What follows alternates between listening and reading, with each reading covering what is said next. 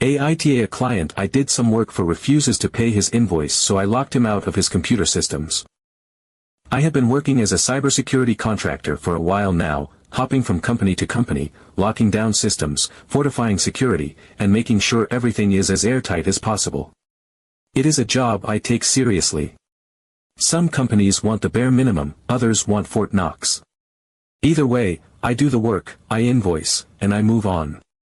But every now and then, a situation arises that makes me question the very nature of fairness in business. Recently, I took on a job for a company that needed their systems locked down and properly secured. No half measures, no band-aid fixes, just a solid, well-structured solution that would stand the test of time. The work was fairly standard for me: evaluate their current setup, find vulnerabilities, patch them, and implement stronger security policies. However, there were some gaps in their existing infrastructure, and they needed a long-term solution. Since the company couldn't afford to have downtime while I was implementing the new system, I set up a temporary system on my own machine, something I often do to ensure a smooth transition. It was meant to bridge the gap while I built the permanent setup, ensuring that nothing broke in the meantime. Throughout the process, I made sure to be transparent. I don't believe in working in the shadows, especially when dealing with cybersecurity. I regularly updated the owners, vocalizing what I was working on, what steps I was taking, and why each one was necessary. They knew exactly what was happening and why. One of the part owners in particular, who I had spoken to multiple times, had confirmed multiple parts of the work. Everything seemed to be in order. When the job was done, I sent my invoice as usual. This is where things took a turn. This same part owner suddenly had an issue with some of the work I had done. He claimed that nobody had given explicit approval for certain parts of the project, particularly the temporary system I had set up. He also mentioned that some of the work was redundant, implying that I had effectively charged them for the same thing twice. Now, this was absolute nonsense. The temporary system was a necessity for the transition, and I had never billed for redundant work. If anything, I had underbilled them, as I often do when I actually like a client. At first, I tried to reason with him, explaining exactly why the work had been necessary. I walked him through the entire process again, pointing out how everything had been discussed and approved along the way. But he wasn't having it. He was acting as if I had gone rogue and just decided to set things up on my own, without any regard for their needs or budget. It was infuriating. After a few back and forths, it became clear that they were dragging their feet on the invoice. They wanted the work but didn't want to pay for it. And I don't play that game. I don't work for free. If they didn't want to pay for the work, then they didn't get to keep the work. Simple as that. So, I did what I felt was fair: I locked them out of one of their systems. Now, before anyone jumps to conclusions, I wasn't trying to be malicious. I wasn't causing them any damage or holding anything hostage that wasn't directly related to the work I had just done. This wasn't some random system I had hijacked, this was the very system I had built for them as part of this invoice. It was mine until they paid for it. That's how business works. The response was immediate. Suddenly, I was the bad guy. Suddenly, I was being unprofessional and unreasonable. The same part owner who had disputed the invoice started acting like I was some kind of criminal for locking them out. The irony was almost laughable. They had no problem delaying payment for the work I had done, but the moment they felt inconvenienced, it was a crisis. I consulted a lawyer just to make sure I was on solid ground, and they confirmed what I already suspected: there were no legal issues here. This was unpaid labor. I wasn't tampering with something that legally belonged to them. I had built a system, and they hadn't paid for it. Until they did, it remained inaccessible to them. Still, I couldn't help but wonder if I had gone too far. I've always operated under the belief that fair is fair. If you do work, you get paid. If someone refuses to pay, they don't get the work. It's not complicated. But in situations like this, when you have people painting you as the villain for enforcing basic business principles, it can make you second-guess yourself. So, was I the asshole? Or was this just another case of someone wanting the benefits of skilled labor without actually paying for it? Update 1. So, after I blocked access to the system, the situation escalated. At first, there was nothing, just an eerie silence, the kind that usually means someone is regrouping before making their next move. It wasn't the kind of silence that comes with resignation, it was the quiet before a storm. I had seen this before. The waiting game.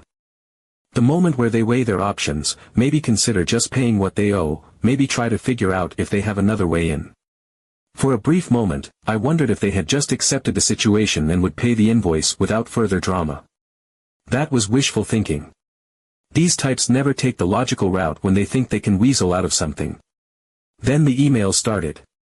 At first, it was the usual passive-aggressive nonsense, short, clipped sentences asking for clarifications, or just checking if this was some kind of misunderstanding. Then came the shift. A barrage of angry, self-righteous messages from the same part owner who had already been an issue.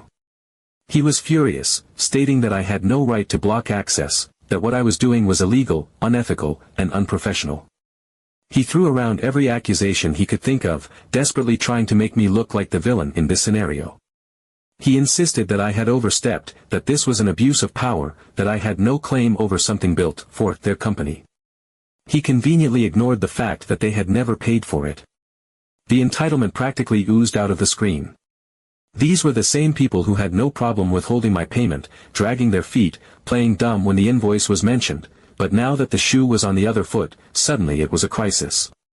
People like this always act as if withholding payment is just a discussion, but locking them out of unpaid work is some kind of war crime.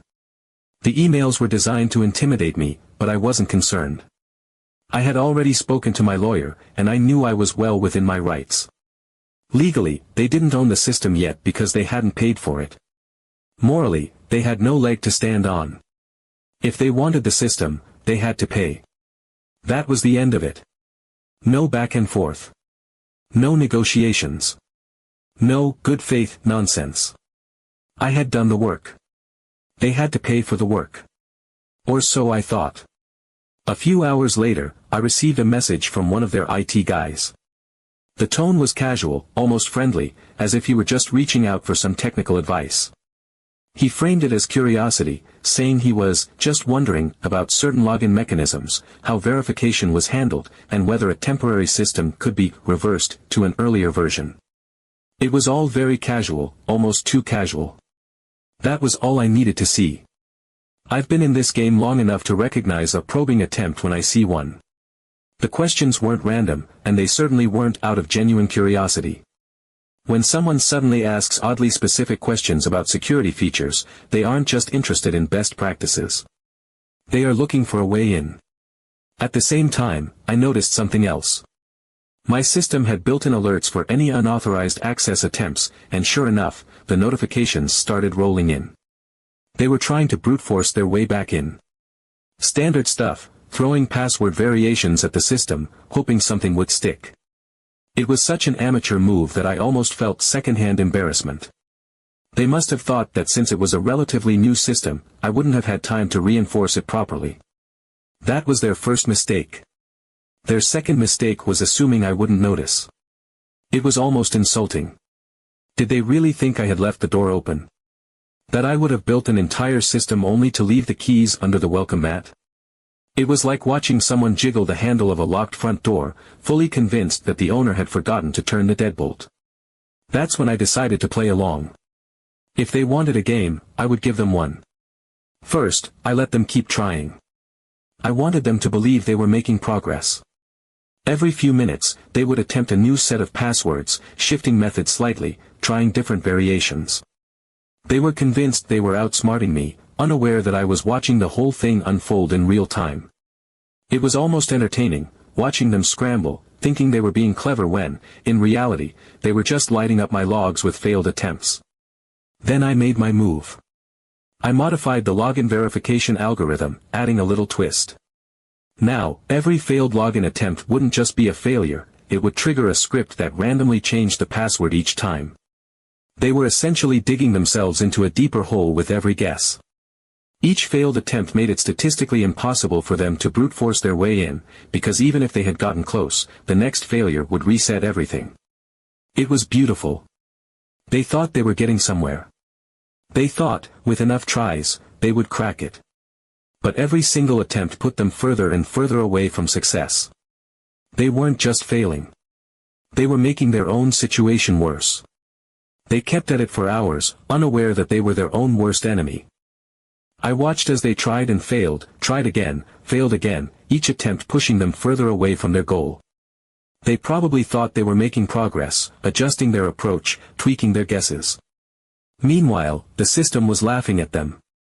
They had no idea they were running in circles, tripping over their own shoelaces every step of the way. Then, the attempt slowed down. At some point, they must have realized something was off. Maybe they noticed that attempts that should have worked weren't getting them anywhere. Maybe their IT guy finally put 2 and 2 together and figured out that they weren't just failing, they were being played. The silence that followed was almost as satisfying as the frantic brute force attempts. But they weren't ready to give up yet. They switched tactics. Instead of brute forcing, they tried social engineering. A different IT guy, someone I hadn't interacted with before, sent me a message, pretending to be someone else in the company. It was rushed, sloppy, clearly thrown together in a panic. The email had just enough details to be suspicious, like someone had taken 5 minutes to skim through past communications and cobbled together what they thought was a convincing story. The problem was that it didn't match the usual way this company communicated. The phrasing was off, the grammar was slightly different, and most importantly, the request itself didn't make any sense. It was clear they were scrambling, trying anything they could to regain control. It was almost impressive how quickly they pivoted from technical attacks to manipulation. They had realized they couldn't brute force their way in, so now they were trying to social engineer me into letting them back in. The desperation was obvious. They needed access, and they were running out of options. But it didn't work. I ignored the message, and the attempts continued to slow. By the time the 24-hour mark hit, they finally got off the hook. Update 2. When they realized that brute force and trickery weren't going to get them anywhere, the next phase of their strategy kicked in, a legal attack. It was inevitable. These types never just accept the loss and move on, they always have to escalate. And so, one morning, I opened my inbox to find a letter, supposedly from their lawyer. The email was full of aggressive language, the kind that's meant to intimidate, but it didn't take more than a few seconds for me to realize something was off. The letter claimed that I was illegally withholding access to proprietary company assets, and that if I did not immediately restore access, they would pursue legal action against me. It was full of generic legal jargon, designed to sound official, but the more I read, the funnier it became. For one, it completely ignored the fact that the system in question had not been paid for. It treated the situation as if I had hacked into their property and locked them out, rather than me withholding my unpaid work. That was mistake number 1. Mistake number 2 was the formatting. Real legal letters follow a certain structure, a certain level of professionalism. This one looked like it had been cobbled together from Google searches and old emails. There was no letterhead, no case reference number, and, most glaringly, no actual lawyer's signature. Instead, at the bottom, they had just typed out the name of a supposed law firm that didn't seem to exist. That was the moment I knew for certain, this wasn't from a lawyer. They had either written it themselves or asked someone with no legal background to throw something together in a panic. It was such an amateur move that I almost felt insulted. If they were going to try to scare me, they could have at least put some effort into it. I didn't even waste time drafting a long response. That kind of nonsense only works on people who don't know better, and they had underestimated me once again. I replied with a single line, "Please provide an official request from a licensed lawyer, and we will discuss this in court." And then, silence. No immediate reply. No follow-up threats. Nothing. It was like they had hoped I would just cave at the mere mention of a lawsuit, and when that didn't happen, they didn't know what to do next. It was pathetic. They had bluffed, thinking I wouldn't call them on it, and now they had to deal with the fact that their intimidation tactic had backfired. Days passed, and I didn't hear anything. No more fake legal threats, no more brute force attempts, no more probing questions disguised as casual curiosity. It almost seemed like they had finally accepted reality, but I knew better. People like this never just let things go. If one tactic failed, they would try another. And sure enough, after a few days of silence, a new email appeared in my inbox. This time, it wasn't from a lawyer. It was from the same part owner who had been at the center of this mess from the beginning. And unlike before, where his messages had been full of anger and threats, this one had a very different tone. Now, he wanted to talk. He wanted to be reasonable. He wanted to work things out. He told me that by blocking their access, I was hurting their business.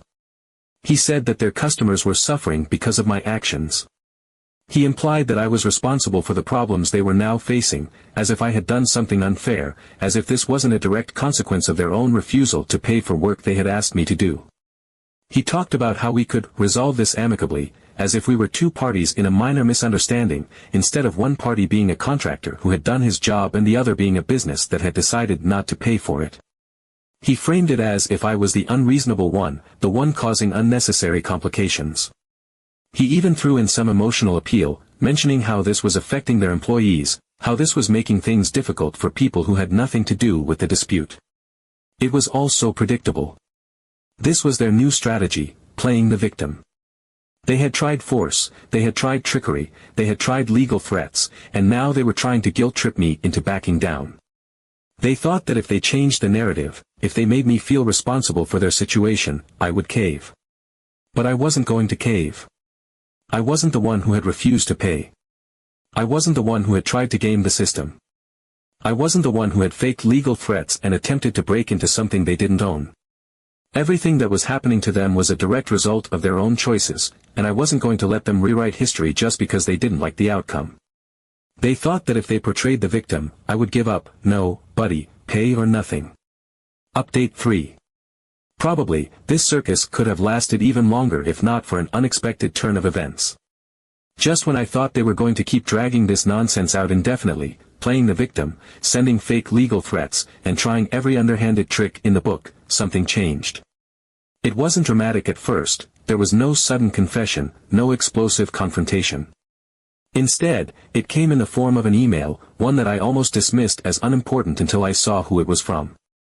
One evening, I opened my inbox and found a message from a familiar name, not from their company domain, but from a personal address. It was one of the employees I had worked with during the project, someone who had been directly involved enough to know the details of what was happening behind the scenes. The moment I saw it, I knew something was off. This wasn't a standard business communication, it wasn't another excuse, and it wasn't an attempt to intimidate me. It wasn't written in the formal, measured tone of a company statement, nor was it filled with the kind of corporate doublespeak that tries to deflect blame. There was something personal about it, something raw. The guy wasn't just reaching out for the sake of professionalism, he was frustrated. And, for once, that frustration wasn't directed at me. As I read, it became clear that he didn't agree with how the company had handled the situation. But it wasn't until I got to the middle of the message that I fully grasped what he was telling me. This whole mess, the angry emails, the legal threats that weren't really legal, the brute force attempts, the dramatic, "you're hurting our business," speeches, wasn't about some misunderstanding. It wasn't about me making changes without permission. It wasn't about anything they had claimed. It was all a front. A smokescreen for something much simpler, and much more infuriating. The company had always intended to pay me. There was no real dispute over the invoice. No hidden financial crisis. No internal chaos that had prevented them from processing it. They had always known they owed me for the work, and they had planned to pay it. The only reason they hadn't was because of one person, the part owner who had been fighting me from the start. This guy had made a decision, entirely on his own, that they could save some money by trying to push me around.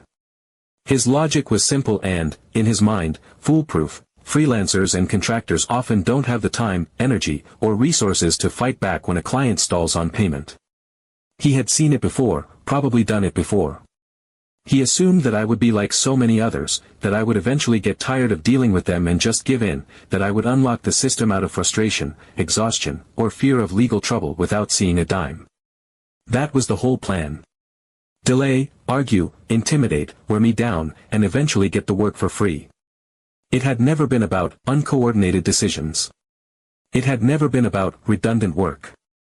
Those were just convenient excuses, things that sounded technical enough to justify their stalling tactics. It was never about any real concern with what I had done. It had always been about money, about control, about the assumption that I would be just another easy target. But that assumption had been their mistake. They had expected me to be passive. They had expected me to back down. What they hadn't expected was that I would fight back with just as much stubbornness, just as much resilience, as they had planned to use against me. And then, after all their failed attempts, after their laughable brute force hacking, after their bogus legal threats, after their desperate attempts to guilt-trip me, it had become clear that their plan wasn't going to work. I wasn't budging, and they had no leverage left. And that's when everything shifted. The same day I received that email, the payment arrived. No messages. No apologies. No weak attempts at smoothing things over. Just money. The full amount, exactly as invoiced, without a cent more, without a single acknowledgement of the mess they had caused. It was anticlimactic, but that was always how these things ended. People like that never admitted they were wrong. They never apologized. They never took responsibility for the mess they created. They just cut their losses and moved on, hoping that by staying silent, they wouldn't have to confront what they had done. I didn't reply. There was nothing left to say. I had done the work, I had enforced my boundaries, and I had been paid. That was all I had wanted from the start. I wasn't looking for an apology, and I wasn't interested in hearing whatever excuse they might have cooked up to explain their actions. That moment, seeing the invoice marked as paid, wasn't satisfying. It wasn't triumphant. It was just confirmation of something I had always believed: if you stand your ground, if you refuse to let people take advantage of you, eventually they will have no choice but to fold.